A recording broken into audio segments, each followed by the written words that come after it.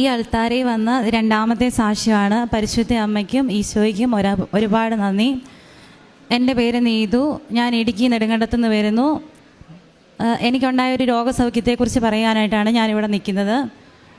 ഈ ഫെബ്രുവരി 1-ാം തീയതി എനിക്ക് പ്രഷർ കുറയുകയും അതേ തുടർന്ന് എൻ്റെ കഴുത്തിൽ നിന്നൊരു വേദന ഉണ്ടായിട്ട് എൻ്റെ ചുണ്ടിൻ്റെ ഇവിടം കൊണ്ട് ഇങ്ങനെ ഒരു സൈഡിലോട്ട് ചെരിഞ്ഞു പോവുകയും ചെയ്തുകൊണ്ടിരുന്നു. നാക്ക് കുഴയുന്നുണ്ടായിരുന്നു. അപ്പം ഒരു ഹോസ്പിറ്റലിൽ ചെന്നു. പിന്നീട് വേറൊരു ഹോസ്പിറ്റലിലേക്ക് എന്നെ മാറ്റുന്നു. അവിടെ ചെന്ന് കഴിഞ്ഞപ്പം അവരെന്നെ ICUയിലേക്കാണ് മാറ്റിയത്. ICUയിൽ ചെന്നു, MRI എടുത്തു. അവിടെയെല്ലാം നോർമലാണ്. പിറ്റേ ദിവസം എന്നെ വാർഡിലേക്ക് മാറ്റി. വാടി വന്നു കഴിഞ്ഞപ്പോഴും എനിക്ക് കണ്ടിന്യൂസ് ആയിട്ട് ഇങ്ങനെ ഉണ്ടാവാൻ തുടങ്ങി. അന്നേരപ്പോഴേക്കും ഡോക്ടർ പറഞ്ഞു വേറെ ഏതെങ്കിലും മേജർ ഹോസ്പിറ്റലിലേക്ക് മാറ്റാൻ പറഞ്ഞു. അങ്ങനെ ഞങ്ങൾ രാജഗിരിയിലേക്ക് സാധാ വണ്ടിക്ക് പോകാൻ പറ്റില്ല, ആംബുലൻസിലാണ് എന്നെ മാറ്റുന്നത്. ആംബുലൻസിൽ കയറി ഞങ്ങൾ യാത്ര തുടങ്ങാൻ തുടങ്ങിയപ്പം എനിക്ക് കണ്ടിന്യൂസ് ആയിട്ട് അതുവരെ 1-2 തവണയോ വന്നോണ്ടിരുന്ന ഈ സൈഡ് ചെരിഞ്ഞ് വരുന്നത് പിന്നീട് കണ്ടിന്യൂസ് ആയിട്ട് വരാൻ തുടങ്ങി. ഒപ്പം തന്നെ എൻ്റെ കണ്ണിങ്ങനെ പുറകോട്ട് മറഞ്ഞു പോവുകയും ചെയ്തു. അപ്പോൾ എനിക്ക് ഇരിക്കാനൊന്നും പറ്റില്ല. ഇരിക്കുമ്പോഴേക്കും കണ്ടിന്യൂസ് ആയിട്ട് കണ്ണ് മറഞ്ഞു പോവുകയും ഞാനൊരു അബോധാവസ്ഥയിലേക്ക് വരുന്ന പോലെ തോന്നുകയും ചെയ്തു. അങ്ങനെ ആംബുലൻസിൽ കിടന്നാണ് ഞാൻ പോയിക്കൊണ്ടിരിക്കുന്നത്. അന്നേരം ചേച്ചിയുടെ കയ്യിൽ, ചേച്ചി സിസ്റ്ററാണ്, അപ്പോൾ ചേച്ചി എൻ്റെ അടുത്തുണ്ട്. ചേച്ചിയുടെ കയ്യിൽ നിന്ന് ജപമാല മേടിച്ച് ഞാൻ ജപമാല ചൊല്ലാൻ തുടങ്ങി. ജപമാല ചൊല്ലിക്കഴിഞ്ഞപ്പോൾ ഒരു ജപമാല ഫുള്ളായിട്ട് ചൊല്ലി. അന്നേരപ്പോഴേക്കും ഞാൻ ഉറങ്ങി. ചേച്ചി ഉടമ്പടി എടുത്തയാളായിരുന്നു. അപ്പോൾ ചേച്ചി കണ്ടിന്യൂസ് ആയിട്ട് പ്രത്യക്ഷീകരണ പ്രാർത്ഥന ചൊല്ലി. ചേച്ചി പറഞ്ഞു ഇത്രയേ ഉള്ളൂ, ചേച്ചി നേഴ്സായിട്ട് വർക്ക് ചെയ്യുന്നതാണ്, എൻ്റെ കണ്ടീഷൻ മോശമാകുമെന്ന് ചേച്ചിക്ക് മനസ്സിലായി. ചേച്ചി പറഞ്ഞു അമ്മേ മാതാവേ, ഇവൾ ഉറങ്ങി, അവിടം വരെ ഒരു കുഴപ്പമില്ലാതെ ആശുപത്രി വരെ ഇവൾ എത്തിക്കണേന്ന് പറഞ്ഞു. അങ്ങനെ ഞാൻ ഉറങ്ങി. ആശുപത്രിയിലെത്തിയപ്പോൾ തന്നെ അവർ EGക്ക് എന്നെ വിട്ടു. EG എടുത്തു. MRI, EEG, CT, അങ്ങനെ എന്തൊക്കെ ടെസ്റ്റ് ചെയ്യാവോ അതെല്ലാം ചെയ്തു. ആ ടെസ്റ്റുകളെല്ലാം നോർമലാണ്. എന്നിട്ടും എനിക്ക് എന്താ ഇങ്ങനെ വരുന്നതെന്ന് അവർക്ക് കണ്ടുപിടിക്കാൻ പറ്റുന്നില്ല. പിന്നെ ഇങ്ങനെ തന്നെ ഫേസ് ഒരു വശത്തേക്ക് കോടിപ്പോകുന്ന അവസ്ഥയുണ്ടായി. വീണ്ടും അവരെന്നെ ICUയിലേക്ക് മാറ്റി. ICU പോകുമ്പം ചേച്ചിയുടെ കഴുത്തിൽ കിടന്നിരുന്ന ഉടമ്പടി കാശുരൂപം എൻ്റെ കയ്യിൽ അഴിച്ചു തന്നു. അന്നേരപ്പോഴേക്കും അവിടെ നിന്ന് സിസ്റ്റർ ഞാനിങ്ങനെ കണ്ടിന്യൂസ് കൊന്ത ചൊല്ലുന്നതും വിശ്വാസപ്രമാണം ചൊല്ലുന്ന കണ്ടപ്പോൾ പറഞ്ഞു കൊന്തയും കാശുരൂപവും ICUയിലേക്ക് കയറ്റാൻ പറ്റില്ല, അവിടെ അത് അലൗഡ് അല്ലെന്ന് പറഞ്ഞു. ഞാൻ പറഞ്ഞു ഇത് മാത്രം ഞാൻ കൊണ്ടുപോട്ടെ എന്ന് ചോദിച്ചു. അവർ സമ്മതിച്ചില്ല. പിന്നെ എന്നെ ICUയിലേക്ക് മാറ്റി. അപ്പോൾ ICUയിൽ എന്നെ പരിചരിക്കാൻ വന്ന സിസ്റ്ററിനോട് ഞാൻ പറഞ്ഞു എൻ്റെ കൊന്തയും എൻ്റെ കാശുരൂപവും മാത്രം എനിക്കൊന്ന് തരുമോ എന്ന് ചോദിച്ചു. അപ്പോൾ ആ സിസ്റ്റർ നേരത്തെ ഉടമ്പടി എടുത്തിട്ട് ഉഴപ്പിപ്പോയ ഒരാളാണ് എന്ന് പറഞ്ഞാൽ അത് പൂർത്തിയാക്കാൻ പറ്റാത്ത ആളാണ്. അപ്പോൾ ഞാൻ അപ്പോൾ പറഞ്ഞു അതിനെന്താ, ഉടമ്പടി കാശുരൂപവും കൊന്ത ഇപ്പം തന്നെ എത്തിക്കാമെന്ന് പറഞ്ഞു. അപ്പോൾ ഞാൻ പറഞ്ഞു എന്താണ് ഉടമ്പടി ഉഴപ്പിപ്പോയത്, ഇനി ആ ഉഴപ്പാതെ കൊണ്ട് ഉടമ്പടി എടുക്കണം, ഞാൻ ഉടമ്പടി ജീവിക്കുന്ന ആളാണെന്ന് പറഞ്ഞു. അങ്ങനെ അത് കഴിഞ്ഞ് ഞാനന്ന് ആ രാത്രിയിൽ നന്നായിട്ട് കിടന്നുറങ്ങി. പിറ്റേ ദിവസം ഒരു അൾട്രാസൗണ്ട് സ്കാനിങ്ങിന് എഴുതി. ആ സ്കാനിങ്ങിന് ഞാൻ പോയപ്പോൾ വീണ്ടും എനിക്കിങ്ങനെ തന്നെ കണ്ണിങ്ങനെ മറഞ്ഞു പോകുന്ന പോലെ വന്നു. എനിക്ക് വല്ലാത്ത ക്ഷീണം അനുഭവപ്പെട്ടു. ആ സമയത്ത് എൻ്റെ ഹസ്ബൻഡും എൻ്റെ സിസ്റ്ററും ഒക്കെ അവിടെ തന്നെ നിൽപ്പുണ്ട്. എന്നിപ്പോൾ ഞാൻ അവരെ വിളിക്കണമെന്ന് എൻ്റെ കൂട്ടത്തിൽ അസിസ്റ്റ് ചെയ്യാമെന്ന് സിസ്റ്റർ ചോദിച്ചു. ഞാൻ പറഞ്ഞു വേണ്ട, എനിക്ക് അവരെ ആരെയും കാണാനായിട്ട് ഒരു സങ്കടം എനിക്ക് വീണ്ടും ഇങ്ങനെ വരികയാണല്ലോ എന്ന്. അപ്പോൾ ഞാൻ വീണ്ടും എൻ്റെ ഉടമ്പടി കാശുരൂപവും കൊന്തയും കൂടെ എടുത്ത് കണ്ടിന്യൂസ് ആയിട്ട് ജപമാല ചെല്ലാൻ തുടങ്ങി. ഞാൻ ജപമാല എടുത്ത് ഉടമ്പടി കാശുരൂപവും എൻ്റെ കഴുത്തിൽ വേദന വരുന്ന ആ ഭാഗത്തോട്ട് ചേർത്ത് വെച്ച് ജപമാല ചൊല്ലി ഞാൻ തിരിച്ച് ICUയിൽ ചെന്നു. ICUയിൽ ചെന്നപ്പോഴേക്കും ജപമാല തീരാറായപ്പോഴേക്കും എൻ്റെ കണ്ണുനീരിങ്ങനെ ഒഴുകി വന്നുകൊണ്ടിരുന്നു. അപ്പോഴേക്കും എൻ്റെ മൂക്കിലോട്ട് സുഗന്ധം, മുല്ലപ്പൂവിൻ്റെ സുഗന്ധം ഇങ്ങനെ കയറി വന്നു. അപ്പോഴേക്കും ഞാൻ അതിന് മുമ്പ് മാതാവിനോട് പറയുന്നുണ്ടായിരുന്നു, മാതാവേ നീ തൊടുന്ന ഒരു അസുഖമാണെങ്കിൽ എനിക്കൊരു മെസ്സേജ് തരണേന്ന്. അപ്പോഴേക്കും ഞാൻ അവിടെയെല്ലാം ഇങ്ങനെ സ്മെല്ല് എനിക്ക് തോന്നുന്നതാണോ, ഞാനിങ്ങനെ ഇത് ഓർക്കുന്നതുകൊണ്ട് തോന്നുന്നതാണോ നോക്കി, എങ്ങുമില്ല, എൻ്റെ മൂക്കിൽ നിന്ന് മാത്രം ഇങ്ങനെ സ്മെല്ല് വന്നുകൊണ്ടിരിക്കുകയാണ്. അപ്പോൾ തന്നെ ഡോക്ടർ വന്നിട്ട് ഡോക്ടർ പറഞ്ഞു ഇനി നമുക്ക് റൂമിലോട്ട് ഷിഫ്റ്റ് ചെയ്യാമെന്ന് പറഞ്ഞു. ഞങ്ങൾ റൂമിലോട്ട് പോയി. റൂമിലോട്ട് പോകുമ്പം പെട്ടെന്ന് ആർക്കും ICUയിൽ നിന്ന് റൂമിലോട്ടൊരു ഷിഫ്റ്റിങ് നടക്കുകയില്ല. അതിന് കുറേ സമയമെടുക്കും. എനിക്ക് പെട്ടെന്ന് തന്നെ റൂമായി. എന്നെ ICUയിൽ നിന്ന് റൂമിലോട്ട് മാറ്റി. റൂമിൽ ചെന്ന് കഴിഞ്ഞപ്പോഴേക്കും എനിക്ക് പെട്ടെന്നൊരു ക്ഷീണം പോലെ തോന്നി. ഞാൻ കിടന്നു. അന്നേരപ്പോഴേക്കും ഞാനൊരു സ്വപ്നം കാണുകയെന്ന് പറഞ്ഞാൽ നമ്മൾ ഉറങ്ങുവാണെങ്കിലും നമ്മൾ പെട്ടെന്നൊരു ബോധതലത്തിൽ വന്നിട്ടാണ് ഞാൻ സ്വപ്നം കാണുന്നത്. രണ്ട് കരത്തോട് ചേർത്ത് വെക്കുന്ന കുറേയേറെ കരങ്ങൾ, എന്നിട്ട് പരിശുദ്ധ അമ്മയുടെ ഒരു രൂപവും. അന്നേരപ്പോഴേക്കും ഞാൻ എൻ്റെ ചേച്ചി കന്യാസ്ത്രീയായിട്ട് ഞാൻ ചേച്ചിയോട് ചോദിച്ചു എന്താണ് അതിൻ്റെ അർത്ഥമെന്ന് ചോദിച്ചു. ചേച്ചി പറഞ്ഞു നിനക്ക് വേണ്ടി ഒരുപാട് പേര് പ്രാർത്ഥിക്കുന്നുണ്ട്, നിന്നെ ശക്തിപ്പെടുത്തുന്നുണ്ടെന്ന് പറഞ്ഞു. അങ്ങനെ ഞാൻ അവിടെ തന്നെ 3-4 ദിവസം അവിടെ കിടന്നു. ആ ദിവസങ്ങളിലെല്ലാം തന്നെ ഞാൻ മാതാവിനെ സ്വപ്നം കാണുമായിരുന്നു. അങ്ങനെ 5-ാമത്തെ ദിവസമായി. 5-ാമത്തെ ദിവസം ഞാൻ ജോസഫ് അച്ഛൻ്റെ ധ്യാനം കേട്ടുകൊണ്ടിരിക്കുകയായിരുന്നു. ധ്യാനം കേട്ടുകൊണ്ടിരുന്നപ്പോഴേക്കും ഇങ്ങനെ ഒരു വചനം പെട്ടെന്ന് എന്നോട് എടുത്ത് വായിക്കുന്നു പറയുന്നൊരു വചനം വരികയാണ്. മർക്കോസ് 17:18. അതിനകത്ത് പറയുന്നു, അവൻ പിശാചിനെ ശാസിച്ചു, പിശാച് അവനെ വിട്ടുപോയി, ആ നിമിഷം തന്നെ അവൻ രോഗസൗഖ്യമുള്ളവനായി എന്നായിരുന്നു വചനം. ആ വചനം ഇങ്ങനെ വായിച്ചു. അത് കഴിഞ്ഞപ്പോഴേക്കും 5 വിരലുകൾ എന്നെ പൊക്കി കാണിച്ചു. മാതാവിൻ്റെ ഒരു രൂപം വന്നു. ആ 5 വിരൽ എന്താണെന്ന് എനിക്ക് പെട്ടെന്ന് മനസ്സിലായില്ല. അന്നേരപ്പോഴേക്കും എന്നോട് പറയുന്നുണ്ട്, ഇന്നത്തെ തീയതി നോക്ക്. അന്ന് 5-ാം തീയതി ആയിരുന്നു. 1 മുതൽ 5 വരെ ആയിരുന്നു ആ ഹോസ്പിറ്റലിൽ എനിക്ക് തുടരേണ്ടത്. അന്ന് ഞാൻ അവിടുന്ന് ഡിസ്ചാർജായി. ഡോക്ടേഴ്സ് പറഞ്ഞു അവർക്ക് MRIയിലോ CTയിലോ ഒന്നും ഐഡൻറ്റിഫൈ ചെയ്യാൻ പറ്റിയില്ല. പിന്നെ ഇങ്ങനെ ഒരു കുറേ പീരിയഡ്സ് ഇങ്ങനെ കുറേ കണ്ടിന്യൂസ് ആയിട്ട് വരുന്നതുകൊണ്ട് അവർ ഫേഷ്യൽ സീഷർ എന്ന് എഴുതി. അത് കഴിഞ്ഞിട്ട് പിന്നെയും കൺഫേം ചെയ്യാൻ വേണ്ടി അവരൊരു വേറൊരു സ്കാനിങ്ങിനും കൂടെ അയച്ചു. അത് പിന്നീട് 5 ദിവസം കഴിഞ്ഞിട്ടായിരുന്നു കിട്ടുന്നത്. ഞാൻ വീട്ടിൽ പോകുമ്പം ഈ സീഷറിൻ്റെ ഗുളിക എടുക്കുന്നവർക്കറിയാം അതിന് ഭയങ്കരമായ സെഡേഷനാണ്. എനിക്ക് ആ സെഡേഷൻ കാരണം കട്ടിലേന്ന് എഴുന്നേക്കാൻ പറ്റില്ലായിരുന്നു. അപ്പോൾ വീട്ടിൽ ചെന്ന് കഴിഞ്ഞിട്ടും 5 ദിവസം ഞാൻ മാതാവിനെ സ്വപ്നം കാണുന്നുണ്ട്. അങ്ങനെ 2ാമത്തെ ദിവസം മാതാവിനെ സ്വപ്നം കണ്ടപ്പോൾ ഞാൻ മാതാവിനോട് ചോദിച്ചു, അമ്മേ എനിക്ക് എഴുന്നേറ്റ് നടക്കാൻ പറ്റുന്നില്ല, എൻ്റെ വീട്ടിൽ ഗ്രാൻഡ് പേരൻസ് ഉണ്ട്, അമ്മ പാരലൈസ്ഡ് ആണ്, അപ്പോൾ എനിക്ക് അമ്മയുടെ കാര്യങ്ങളൊക്കെ നോക്കണം. അന്ന് വിശുദ്ധ കുർബാനയും കൊണ്ട് അച്ഛൻ വരുവാണ്. അപ്പോൾ ഞാൻ മാതാവിനോട് ചോദിച്ചു, നീ എന്താണ് ഇങ്ങനെ എപ്പോഴും എൻ്റെ അടുത്ത് വന്നുകൊണ്ടിരിക്കുകയാണല്ലോ, എനിക്ക് എഴുന്നേറ്റ് നടക്കാൻ പറ്റുന്നില്ല, ഒന്നും ചെയ്യാൻ പറ്റുന്നില്ലെന്ന്. രാത്രിയിലാണ് ഞാനിങ്ങനെ സ്വപ്നം കാണുന്നത്. അന്ന് രാവിലെ എനിക്ക് അമ്മയ്ക്ക് വേണ്ടി എല്ലാം ഒരുക്കാനായിട്ട് സാധിച്ചു. വിശുദ്ധ കുർബാനയും കൊണ്ട് വരുമ്പം വീട്ടിലെ എല്ലാ കാര്യവും എനിക്ക് ചെയ്യാൻ സാധിച്ചു. അത് കഴിഞ്ഞിട്ട് 5ാമത്തെ ദിവസം ഞാൻ വീണ്ടും മാതാവിനെ സ്വപ്നം കണ്ടു. അത് ഒരു 3 മണി സമയത്തായിരുന്നു. ഈ കൃപാസന അമ്മ ഇങ്ങനെ തിളങ്ങുന്ന വെട്ടത്തിൽ വന്നിട്ട് എന്നെ ചിരിച്ച് കാണിച്ചു. ഞാനും എൻ്റെ അമ്മേനെ ചിരിച്ച് കാണിച്ചു. അതായിരുന്നു അമ്മേനെ ഞാൻ അവസാനമായിട്ട് കണ്ട സ്വപ്നം. അത് കഴിഞ്ഞിട്ട് റിപ്പോർട്ട് മേടിക്കാനായിട്ട് ഞങ്ങൾ ഹോസ്പിറ്റലിൽ വന്നപ്പോൾ ആ റിപ്പോർട്ട് നോർമലായിരുന്നു. കഴിഞ്ഞിട്ട് അവരെന്നോട് കുറച്ച് നാളൂടെ മരുന്ന് കഴിക്കാൻ പറഞ്ഞു. അപ്പോൾ എനിക്ക് മരുന്ന് കഴിക്കണോ വേണ്ടയോ എന്ന് ഭയങ്കരമായിട്ടൊരു ഞാൻ തീരുമാനം എടുക്കണമെന്ന് എനിക്കറിയത്തില്ലായിരുന്നു.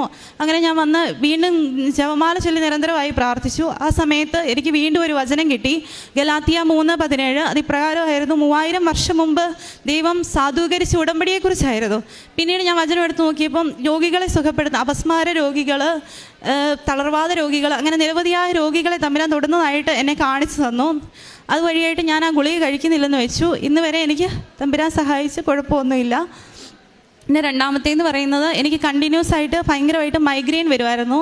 ഒരു 6 വർഷമായിട്ട് മൈഗ്രെയിൻ വരുമ്പോൾ എനിക്ക് ഭയങ്കരമായി ഛർദ്ദിക്കാൻ വരിക, കിടക്കുക, അങ്ങനെയൊക്കെ ഉണ്ടായിരുന്നു. അങ്ങനെ ഞാൻ ഉടമ്പടി തൈലം പൂശി പ്രാർത്ഥിക്കുമായിരുന്നു. ഉടമ്പടി തൈലം പൂശി പ്രാർത്ഥിച്ചിട്ട് ഒരു ദിവസം എനിക്ക് ശക്തമായിട്ട് മൈഗ്രെയിൻ വന്നപ്പോൾ ഞാൻ അതുപോലെ തന്നെ മാതാവിനെ സ്വപ്നം കണ്ടു. അന്നേരം മാതാവിൻ്റെ ഇടത് കണ്ണിൽ നിന്ന് സിൽവർ ഗ്രേ കളറിൽ കണ്ണുനീർ തുള്ളി ഇങ്ങനെ ഒഴുകി ഇറങ്ങുന്നത് ഞാൻ കണ്ടു. അന്ന് എനിക്ക് അതിൻ്റെ അർത്ഥം എന്നാണെന്ന് അറിയത്തില്ലായിരുന്നു. അപ്പോൾ എല്ലാ ആഴ്ചയിലും ബഹുമാനപ്പെട്ട ജോസഫ് അച്ഛൻ്റെ ധ്യാനം കൂടും. ആ ധ്യാനത്തിനകത്ത് അച്ഛൻ പറഞ്ഞു, ചില സഹനങ്ങൾ നമുക്ക് തമ്പുരാൻ തരുന്നതാണ്, നമ്മളത് സ്വീകരിക്കണമെന്ന്. ഞാനത് നല്ല മനസ്സോടെ സ്വീകരിച്ചു. അപ്പോൾ എനിക്ക് ആ മൈഗ്രെയിൻ്റെ കാഠിന്യം കുറച്ച് തന്നു. പിന്നെ നിരവധി തവണ ഒരു മാസം എനിക്ക് ഉണ്ടാകുമായിരുന്നു.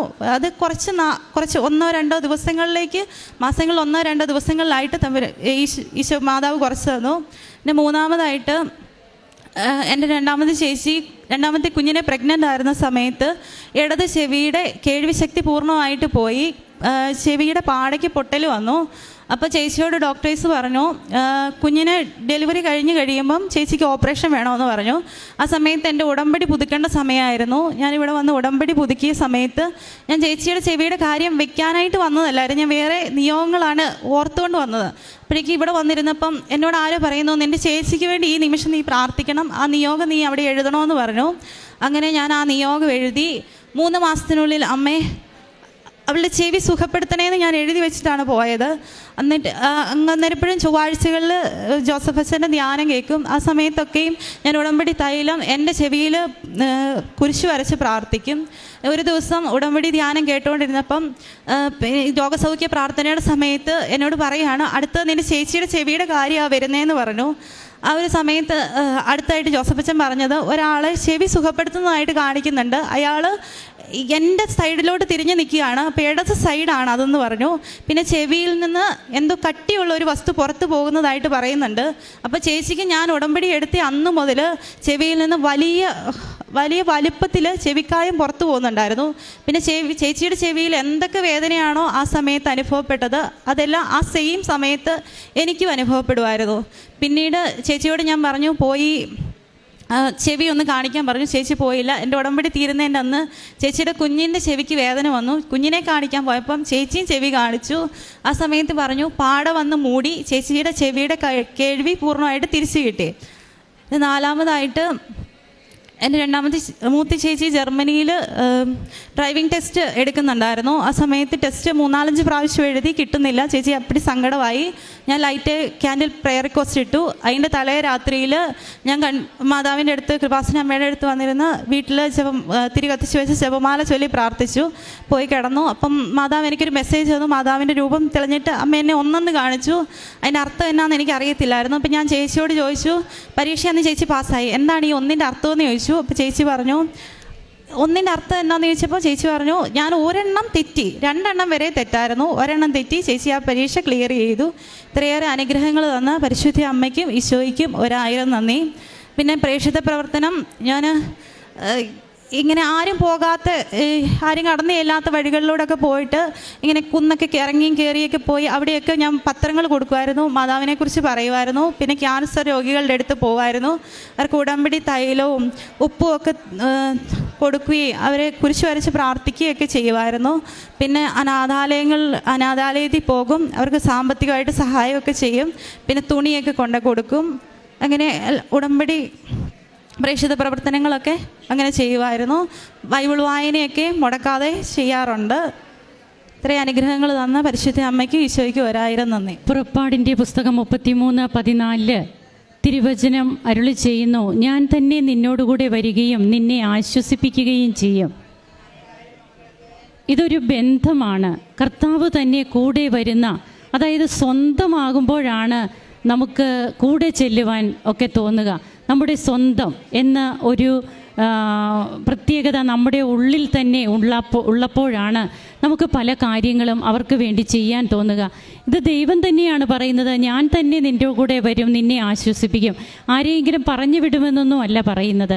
അങ്ങനെ കർത്താവ് തന്നെ കൂടെ വരുന്ന അനുഭവ സാക്ഷ്യങ്ങൾ, തൻ്റെ രോഗസൗഖ്യം, ഫേഷ്യൽ സീഷർ എന്നാണ് പിന്നീട് ഡയഗ്നോസിൽ പറയുന്നത്. ആ ഒരു അവസ്ഥയിൽ നിന്ന് തൻ്റെ റിപ്പോർട്ട് പിന്നീട് നെഗറ്റീവായി എന്നും അത് ഉടമ്പടി നേർച്ച വസ്തുക്കളൊക്കെ ഉപയോഗിച്ചു. അമ്മ എങ്ങനെയാണ് പല ദിവസങ്ങളിലായി ഈ മകൾക്ക് സ്വപ്നത്തിൽ കാണപ്പെടുന്നു, സുഗന്ധ അഭിഷേകമാകുന്നു, അമ്മയുടെ സാന്നിധ്യമാണ് അതൊക്കെ ഓർമ്മപ്പെടുത്തുക. അങ്ങനെ താൻ കൂടെയുണ്ട് എന്ന് പറഞ്ഞ ആ ഒരു വാഗ്ദാനത്തെ ഊട്ടി ഉറപ്പിക്കുന്നതാണ് അമ്മയുടെ നമ്മുടെ അടുത്തേക്കുള്ള അമ്മയുടെ ഈ സാന്നിധ്യം കൊണ്ട് നമുക്ക് മനസ്സിലാക്കുവാൻ കഴിയുന്നത്. എങ്ങനെ തൻ്റെ ജീവിതത്തിലും തൻ്റെ കുടുംബത്തിലുമൊക്കെ അമ്മയുടെ സാന്നിധ്യവും സ്വാധീനവും ഉണ്ടാകുന്നുവെന്നും തൻ്റെ പ്രാർത്ഥനകളൊക്കെ എങ്ങനെ ഫലവത്താകുന്നു. ഈ മകള് പറഞ്ഞ ഒരു കാര്യമുണ്ട്, ആരും കടന്നു ചെന്നിട്ടില്ലാത്ത മേഖലകൾ ഇടുക്കിയാണ്, നെടുങ്കണ്ടം. അപ്പോഴവിടെ കുന്നും മലയുമൊക്കെ കയറിപ്പോകേണ്ട വീടുകളുണ്ട്. അവിടെയൊക്കെ താൻ കയറിപ്പോകുമായിരുന്നു. എങ്ങനെയെങ്കിലുമൊക്കെ ആ വീടുകളിലുമൊക്കെ ഈശോയെ അറിയണം. അറിഞ്ഞവരെ ആഴപ്പെടുത്തുവാനും അറിയാത്തവരെ അറിയിക്കുവാനുമാണ് കൃപാസന പത്രമുള്ളത്. നമുക്ക് ഈസി ആയിട്ടുള്ള ടൗണുകളിലോ അല്ലെങ്കിൽ തൊട്ടടുത്തുള്ള വീടുകളിലോ ഒക്കെ കൊടുക്കുവാൻ എളുപ്പമാണ്. എന്നാൽ മത്തായിയുടെ വിശുദ്ധ സുവിശേഷത്തിൽ ഈശോ ചോദിക്കുന്നുണ്ട്, വിശേഷവിധിയായി എന്താണ് നിങ്ങൾ ചെയ്യുന്നതെന്ന്. ഈ വിശേഷവിധിയായി ചെയ്യുക, അതാണ് ഉടമ്പടിയെടുത്ത മക്കളുടെ ജീവിതത്തിൽ ഈശോയും ആഗ്രഹിക്കുന്നത്. ഒരു പടി കൂടി എക്സ്ട്രാ ആയിട്ട് എന്താണ് നാം നമ്മുടെ ജീവിതത്തിൽ ചെയ്യുക? എല്ലാവരും ചെയ്യുന്നത് പോലെ ഞാനും ചെയ്യുന്നുള്ളൂ. അപ്പോൾ അങ്ങനെയൊക്കെ തൻ്റെ ജീവിതത്തിൽ ചെയ്യുമ്പോഴാണ് പിന്നീട് തനിക്ക് ഇവിടെ കിട്ടിയ ഓരോ കാര്യങ്ങളും, തൻ്റെ ചേച്ചിയുടെ കേൾവി ശക്തി പൂർണ്ണമായും നഷ്ടപ്പെട്ടത് അത് തിരികെ ലഭിക്കുന്നു. ഓരോ പിന്നീട് അമ്മയുടെ സ്വപ്നത്തിൽ അമ്മ വന്ന് സംസാരിക്കുന്നു, മെസ്സേജ് കിട്ടുന്നു. ഇതൊക്കെ ജോസഫച്ചനാണ്, ബഹുമാനപ്പെട്ട VP ജോസഫച്ചനാണ് അമ്മ ആദ്യം പ്രത്യക്ഷപ്പെട്ടതെങ്കിൽ ഇന്ന് ഉടമ്പടിയെടുത്ത മക്കളുടെ ജീവിതത്തിൽ അവർ വിശ്വസ്തരും സത്യസന്ധരുമാകുമ്പോൾ പറയുമ്പോൾ അവരുടെ ജീവിതത്തിലേക്ക് അമ്മ എവിടെയൊക്കെ കടന്നു ചെല്ലുന്നു, തൻ്റെ സാന്നിധ്യം, താൻ ഇന്നും ജീവിക്കുന്ന അമ്മയാണ്, ജീവിക്കുന്ന ദൈവത്തിൻ്റെ അമ്മയാണ് എന്ന് പറഞ്ഞുകൊണ്ട് അമ്മ നമ്മോടൊപ്പം കടന്നു വരികയാണ്. നമുക്ക് ഈ കുടുംബത്തെ സമർപ്പിച്ച് നന്ദി പറയാം. കരങ്ങളടിച്ച് ഈശോയ്ക്കും അമ്മയ്ക്കും നന്ദി പറയാം. ദൈവത്തെ മഹത്വപ്പെടുത്താം, ആരാധിക്കാം. അത്യപൂർവ ദൈവാനുഭവങ്ങൾ ഇനി നിങ്ങൾക്കും സ്വന്തം. ഈ യൂട്യൂബ് ചാനൽ ഇതുവരെ സബ്സ്ക്രൈബ് ചെയ്തിട്ടില്ലെങ്കിൽ ഇപ്പോൾ തന്നെ സബ്സ്ക്രൈബ് ചെയ്യുക. ഈ വീഡിയോ ഇപ്പോൾ തന്നെ നിങ്ങളുടെ സുഹൃത്തുക്കൾക്ക് ഷെയർ ചെയ്തുകൊണ്ട് കർത്താവിൻ്റെ പ്രേക്ഷിതരാകുക.